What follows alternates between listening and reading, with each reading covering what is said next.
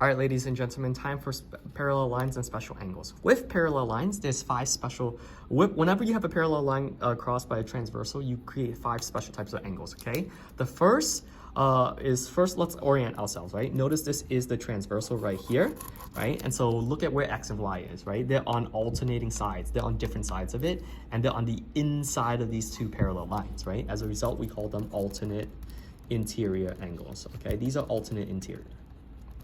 Okay, now this one, same idea. If this is the transversal right here, they are still on opposite sides. Y is on the left, X is on the right, and notice now they're on the outside of the parallel line, so we call this alternate exterior.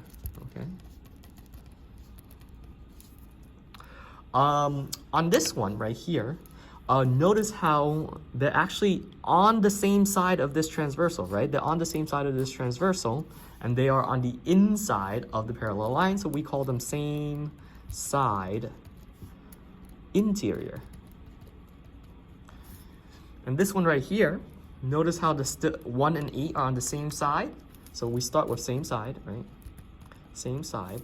And then we're going to say that on the exterior, because they're outside of these two parallel lines, exterior. Okay.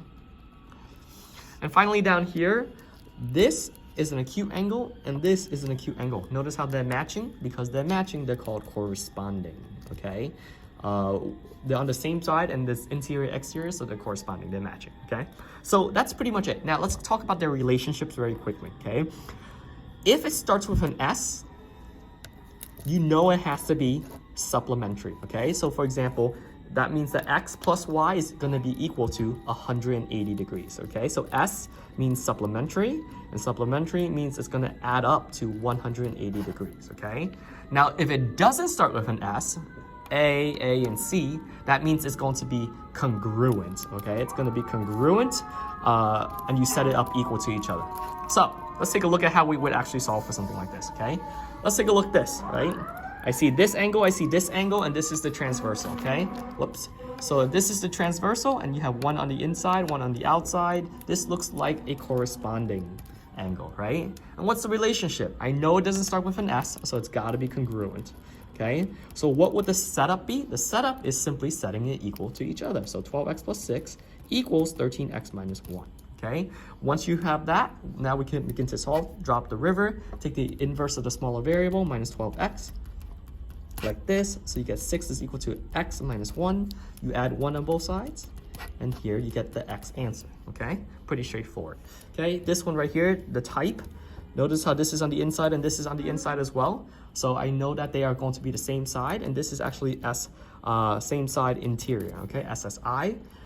The relationship has got to be supplementary because it starts with an S, and so the setup is going to be 9x plus 11 plus 7 plus 9x is equal to 180, okay? That is the setup. So let's quickly add this up. 18x plus 18 is equal to 180 degrees. Subtract 18 on both sides. 18x is equal to 162. And then if I divide by 18 on both sides, I'm gonna get x is equal to 9, I believe. What is it, 172?